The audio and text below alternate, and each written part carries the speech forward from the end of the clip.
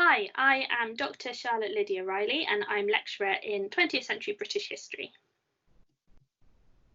Hi, I'm Dr. David Cox and I'm a lecturer in modern American history.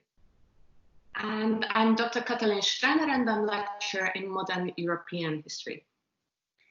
Great, so we're having a chat today because of the events that have been happening over the last fortnight, 3 weeks, and the context of sort of historical reimaginings of statues and memorials that have been framed around the Black Lives Matter movement in Britain and in America and are kind of spreading around the world. So in Britain last week, the statue of Edward Colston, which was in Bristol at the harbour, was pulled down by activists because he was being commemorated theoretically as a philanthropist, but he made his money through slave trading.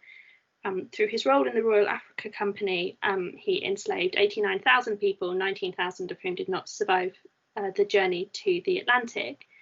In America, there have been very similar protests around the presence of Confederate memorials. And so this is a conversation which has been happening for a long time in Britain and America. People have been angry about and concerned about the way in which these statues and memorials are present in society, and have been kind of critical of this and have wanted to have conversations about it and change it. And it seems like in the last few weeks there's been this sort of protest movement which has been quite organic and has led to the forcible removal of these memorials and statues. So as historians, we have lots of feelings and ideas about the past and the way that we think about the past as a society and I guess as a world. So I wondered first of all, what you two thought about this kind of popular response to these statues, whether you think it's problematic as historians, whether you're worried about history being erased, how you feel about this as a kind of way of thinking about or relating to the past. So one of my research specialties is urban history. So I work a lot with statues and monuments and also the kind of public spaces that these statues and monuments inhabit. And obviously these spaces are key to the work of urban historians. And what I thought was interesting about these discussions that came up about statues and how they can make history visible is that the statues can also conceal a lot because they are statues, monuments are obviously places or spaces of memory, and they are places, objects, spaces for places of making people remember, but sometimes it can work in very interesting ways, and sometimes they can, I think, actually make people remember things differently or potentially not remember things. So I thought this was one of the interesting things about recent discussions. And sometimes, so for a historian of Hungary or East Central Europe, this has been quite an interesting time, not only because obviously collective memory and national memory cultures and the changes to national memory cultures are quite different in Hungary and Central Europe in general when it comes to statues, but also because so the region that I work on and the region where I actually come from came up in very strange context during the last week. I think one of the strangest things for me was when suddenly a statue in Budapest started trending on Twitter, and the statue turned out to be a statue depicting Peter Falk playing Detective Columbo from the American television series. And this came up in the context that since the statues of Christopher Columbus are now called to be removed from certain spaces, it has been suggested that they replace these relatively harmless statues of Detective Columbo and his dog. And obviously this is an extremely harmless statue, perhaps one of the most sort of innocent objects like this in the urban center of Budapest. Then again, there are so many sinister statues and sinister memory politics connected to statues in Hungary that I thought this was a rather refreshing incident, but also something that can make us think more about what the role of statues is in these societies as historians. Great. David, how do you feel about this as a historian of 19th century America?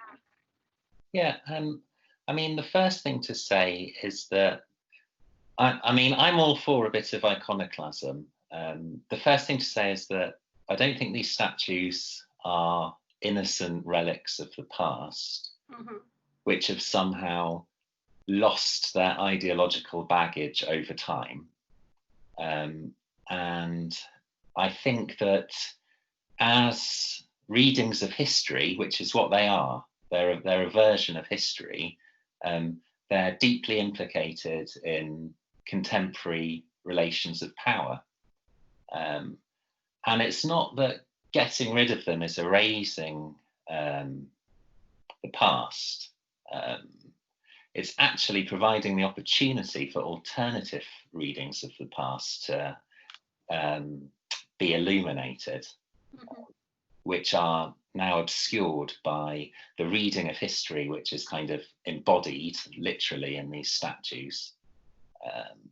That's that. I mean, that's my first thought. The other thing, I don't know if you want to talk about more broadly, is that if we're talking about kind of culture which is implicated in imperialism and slavery, you're basically talking about all Western culture post about the 15th century. So, which raises lots of interesting questions. I don't think there are kind of innocent forms of culture. So these statues are very visible, kind of explicit commemorations of this imperialistic past and slave-holding, trading past. But there are other forms of material culture which I think celebrate it in a less explicit way, but celebrate it nonetheless. I think. That's my thoughts anyway, Charlotte. It's interesting because you both kind of said, you know, Katy said statues, they conceal a lot of history as well as revealing it, and David, you know, you said these aren't innocent images of the past. This isn't, and it's sort of getting, I don't know, partly I think at the difference between showing things that happened in the past or just talking about the past, and actually this kind of construction of history and this construction of historical narratives. And I wrote a piece about the bringing down of Colston and how I felt about that as a historian. And I said, I think slightly flippantly, I said, I don't, you know, this isn't kind of erasing history, this is historiography. You know, this is about a reimagining of historical narratives, and it's about saying, okay, in 1895, the statue of Colston was erected, which is already, you know, a long time after he was alive, and the statue was erected very consciously by people in the late Victorian era as part of a municipal politics, which was partly about celebrating the empire as it was then at the end of the 19th century. And like you say, David, there's like a whole history to this much wider construction of Britain as an imperial identity and as a kind of nation built on the idea of imperialism and ideas about cultural superiority and all of the rest of it. And that statue stood for a long time, and then in 2020, people in Bristol decided that statue didn't reflect who they were anymore, and it was a history that was only partial, and it was celebrating a historical story that wasn't relevant to them, or it was celebrating part of the story that they found now, you know, explicitly offensive and problematic and oppressive. And so I think the idea that, you know, that actually there's this sense often that old things are important to tell us about history just because they're old, that you know, these things have to be left where they are because they're old, so we should respect them as being part of history because they're, you know, part of the past. But because they're all actually these constructive narratives about who we are and about what they are, it's much more complicated than that, and we don't necessarily need to be so respectful to things just because they've been around for a long time. And that in itself is ideologically loaded, the idea that we must respect the status quo, and that being old kind of confers some kind of status on something, a material object. Yeah, absolutely. I've thought this a lot as well when people were saying with the Colston statue, and they were saying, you know, when people started to come over to the idea that maybe some of these statues did need to be removed, they were saying, you know, they should be put in museums. Or I saw lots of people, I think on Question Time, they used the phrase relegated to museums, which is a really unpleasant imagining of museum status, for one thing. But also the idea that, like, most museums, I don't think want hundreds of Victorian statues in them. I'm not sure that there's a museum in America that wants all the Confederate memorials. No. So it's interesting, and you know, I think historians maybe are a little bit less sentimental about saving things from the past, and I think there's a sense sometimes that you need to kind of preserve this stuff. But I'm not sure we do anyway. I thought what was really interesting and really important about that piece you wrote, Charlotte, is that you really emphasize these historical continuities that, you know, certain agendas, be they political, cultural, or social, hold on to. So this idea of imperial continuity, that, you know, these statues of the slaveholders were put there in the Victorian period, and, you know, that's in the past, and they represent this historical period that attracts quite a lot of nostalgia in a way. And I think this is something we can see in a lot of these kind of Western cultural contexts that David mentioned. So in the US or even in Hungary, there are very similar discussions in a way. And what is interesting as a historian is that a lot of these statues actually come to mean something completely different over time. So, and moreover, what we see in East Central Europe is that there are certain continuities to the past that certain types of governments, like the current Hungarian government, wants to preserve, sort of a continuity to the interwar period and the continuity actually back to the Habsburg Empire before 1918. On the other hand, these statues also represent historical ruptures in a way that monuments are not only unveiled once, sometimes they're unveiled several times in different forms. Monuments change physically often, and the crowd uses them to commemorate different kinds of historical events. While what we see in Eastern Europe is that actually statues and monuments are removed, put back sometimes. So it's not only, the discussion is not only about the construction of the statues and the monuments, but also sort of reconstructing them, deconstructing them, and sometimes there's the continuity is not necessarily as linear as in Western Europe. But this is again like a gross generalization, I think. I think that's really interesting. Because I don't know if you agree with me, but I think there is, in the case of the Colston statue and Confederate monuments in the US, I think there's a great deal of continuity of meaning. I think they essentially mean the same things that they did when they were put up in the 1890s. It's interesting because the Colston statue was actually erected at during the same decade as most of the Confederate monuments were, the turn of the century, the kind of high point of white supremacy and the new imperialism. I think a lot of the opponents to the statues being torn down agree. I mean, I think that this argument that they want to respect the past is slightly disingenuous, or that the past that they want to respect is a past of imperial glory and white supremacy. Yeah, I agree, actually, and I think that leads into one of the other suggestions which is always made around this, right, which is rather than pulling down these statues, we should put up a plaque to provide some context. This is often, rather than ripping down these statues and supposedly erasing history or destroying history, we should just, provide context. And I think that's problematic from a couple of perspectives. I think firstly, it's problematic just because statues and monuments physically, Catty talked about that their kind of role in urban history and in public space, they are physically designed to stand in a way which is very arresting, visually arresting, and very kind of it works from a long way away. You can see, the statue of Churchill, for example, on his very giant plinth and is kind of standing there, or the statue of Rhodes on the front of Oriel College. And putting a plinth up doesn't, it in no way counters the power of having a statue to someone. And having a statue to an individual is always a celebratory act, right? We don't put up statues of people to talk about how awful they are.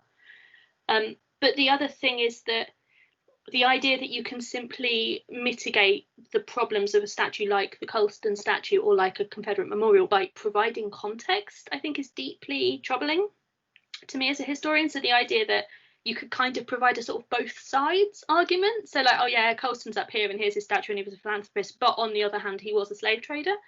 And it feels very that what that's actually kind of allowing to happen, as David said, is really what that's doing is allowing that original purpose of the statue to still stand, and it's giving a kind of very minor voice to the opponents, but not in a way that actually challenges the narrative that's really being set out there. Yeah, Catty will be able to say a lot more about this than I will, but when I was sort of thinking about this podcast, I was thinking about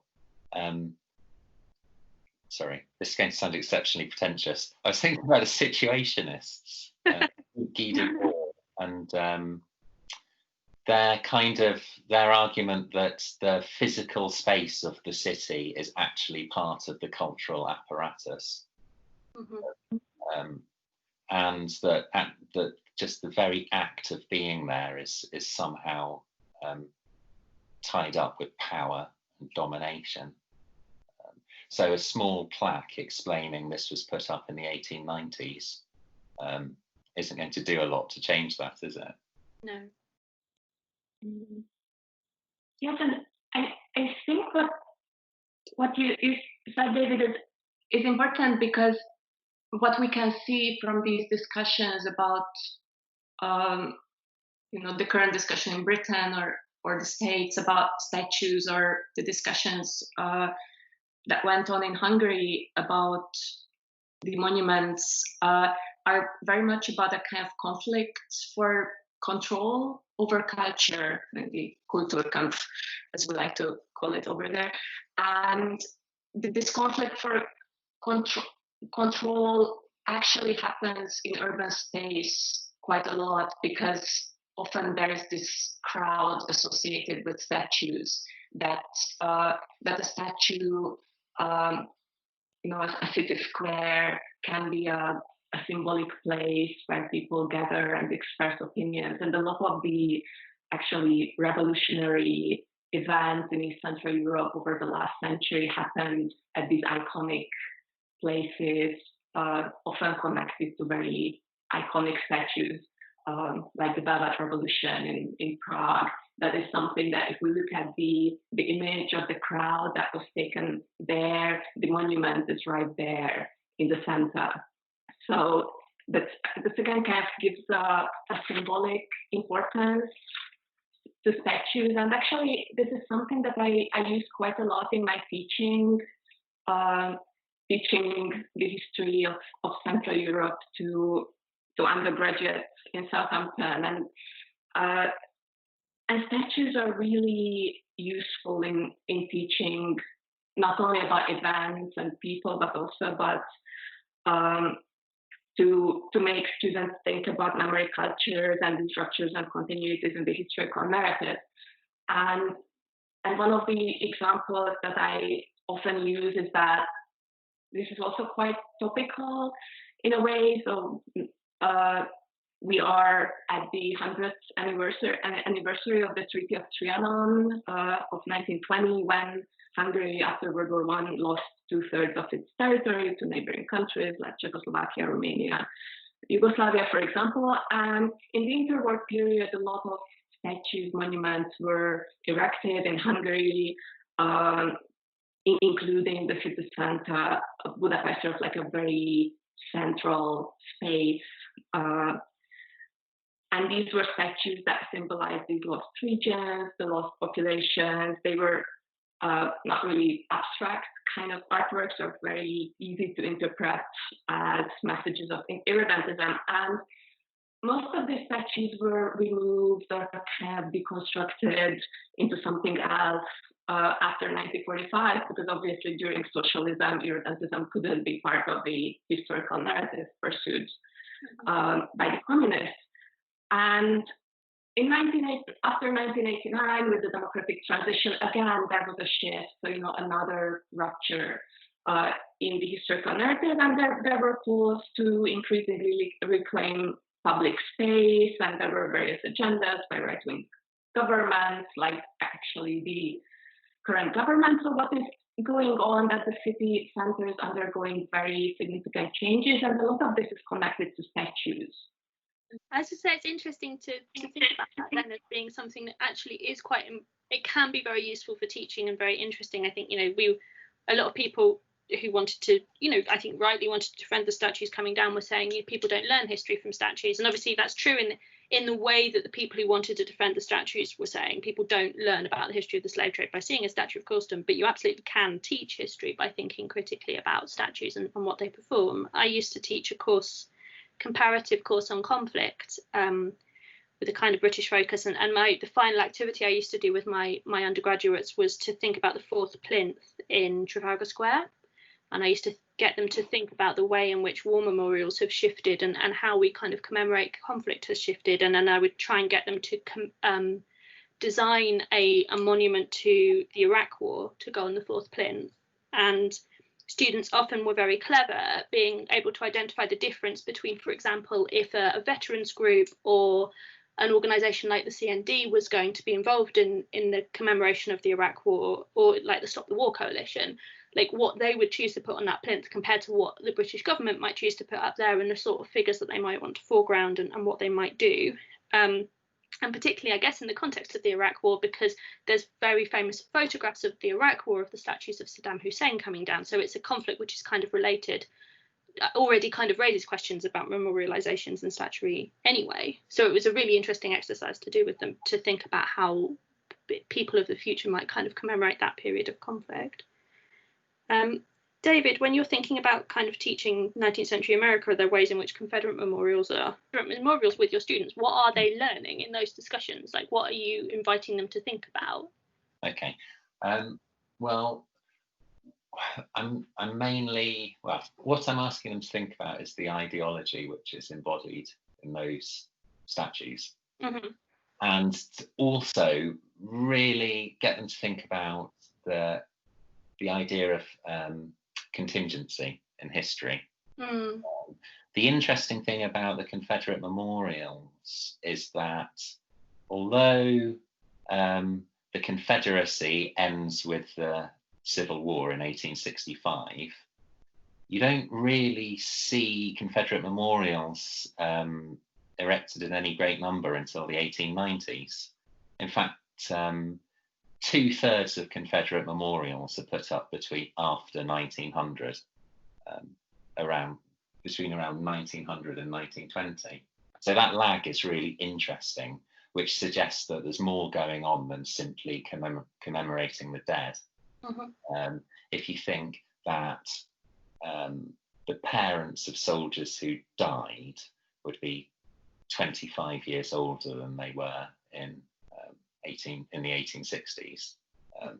So their kind of immediate emotional responses, I don't think that is what is being commemorated here.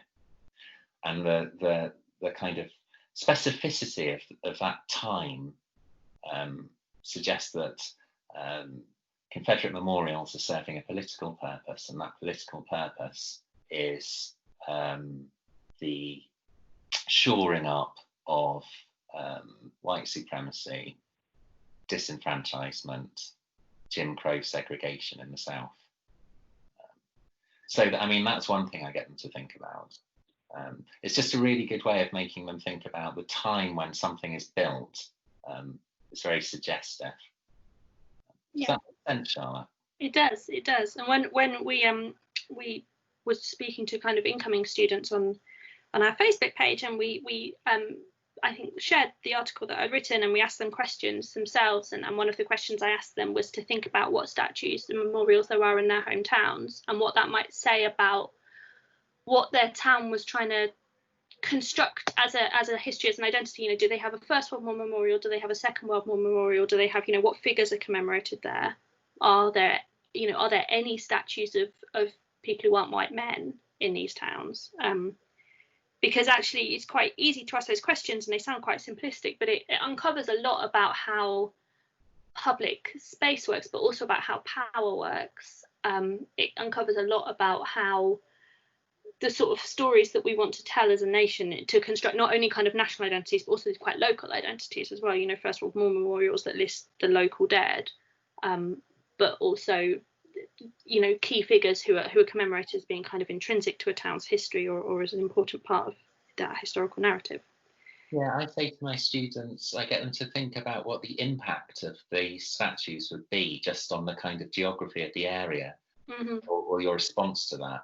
And I say, well, imagine that you're a black Southerner living in Richmond, Virginia in the 1890s, and you turn a corner and you're confronted by an enormous statue or a memorialization to General Lee or Jefferson Davis.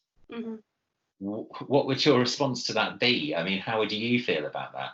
These are people who went to war with the North to protect slavery, and under a kind of explicitly white supremacist banner. You just have to look at what Confederates are saying in 1860 and 1861 to see that they're kind of they're explicitly white supremacists. There's no idea. There's no great attachment to the idea of state sovereignty. At the outset of the war, these people are going to war to protect slavery and to protect white supremacy. And now, 25 years later, monuments to them are being erected across the South at the same time as African Americans are being disenfranchised. So it's obviously a way of kind of dominating. Yeah. I think it's interesting that Donald Trump uses the word domination so brazenly. He's so explicit about what's going on in terms of power relations. It is interesting to see it all kind of, I think it's been interesting to see a lot of the conversations around this, because people say a lot without realizing what they're saying. People make a lot clear. Katy, does that kind of resonate? I think just to before we wrap up, does that kind of resonate with you when you're thinking about statuary in Hungary and in Budapest? Yes, very much so. I was actually just thinking that there are so many parallels with between what David said about, you know, the agendas of people who use statues to remember certain aspects of the past, and what is happening in Hungary right now. And there obviously people do make many parallels between Donald Trump and Viktor Orban. This is quite a hobby, I think, of current public discourse. What is interesting there, and I think this is also something that students found interesting to discuss, to link the study of the past to the present, and how we can use certain aspects of it to get a better understanding of what is going on today, and the urban space of Budapest and how certain governments use it to pursue certain political agendas is very relevant here. The Orban government has been trying to remake the Parliament Square into what it used to be in the 1940s. So they have been removing statues and monuments put there between 1945 and 1990, and well, putting back certain statues that had been removed. And this is a very interesting discussion because it kind of leads you into thinking, what are the historical narratives that certain political agendas are trying to preserve? Are these statues really old? And what are the parts of history that they are trying to make the public remember? And this is where historians come in, actually, because statues are a very interesting indicator of, what can be preserved of the past or what should be preserved of the past. And these are the discussions that are actually going on right now in the US and here in the UK. That does keeping a statue in a prominent part of urban space mean that we can rehabilitate kind of a certain kind of political regime, or do we give validity to certain kinds of political regimes by preserving urban monuments? And in that sense, why is the Hungarian government trying to reconstruct a space that was essentially the space of an authoritarian regime that caused the death of hundreds of thousands of people, and that's a very difficult question, and I think that's where historians come in, because that's where we can actually contribute to try to be more critical and more observant and think about the nuances of the past. I think the way in which historians need to be really actively involved in these discussions, so that it doesn't become this idea about preservation versus the destruction of the past, and we keep an eye really on what narratives are always being constructed here. I think that's all we have time for, but it's been really interesting. Sorry. David, do you want to say something just at the end? Yeah, I had a good. I realised too late what I should have said about statues. I was just thinking that one of the key point that I try to make with my students when we look at the statues is that what they show to us is that history is politics. History is not the objective reconstruction of the past. And the statues, the Confederate memorials, are an especially kind of illuminating example of this, because they're actually part and parcel of a historical movement, an incredibly powerful historical movement, which originates in the South, but has great purchase in the North as well, known as the Lost Cause. Mm-hmm. The Lost Cause is a kind of attitude towards the past, or sort of cultural mood, which set out very deliberately to rewrite history, to rewrite slavery as a kind of benign institution in which slaves were happy and contented, much happier than free labourers who were prone to kind of homelessness and famine and death. But Reconstruction, when African Americans held political power in the southern states, was, according to the Lost Cause, an unmitigated disaster. The Civil War wasn't fought to protect slavery, it was fought to protect the rights of states. And the Lost Cause is incredibly successful in actually propagating that version of the past. So these statues themselves, they're not built to sort of just kind of objectively, as an objective kind of prism onto the past. They're actually themselves an attempt to rewrite history and obscure other kinds of history. I don't know if that's interesting. and I think it's a good place to end actually, because it's important to really highlight that these statues are, you know, they're put up often without consultation with local communities, although sometimes they really do represent what local communities in that moment want to, or the stories they want to tell about the past. They are a construction of a story about the past. They're not the past itself, and that becomes more true as we think about them from a contemporary context in a way, and the way that we are able to kind of apply historical analysis to them and to their kind of presence and their image and what they're doing, like actually what their purpose is I think much more important than they actually exist in the first place. We don't necessarily need to keep statues in order to keep them as part of our historical narrative, or to think about how they fit in the construction of identity and politics and all the rest of it.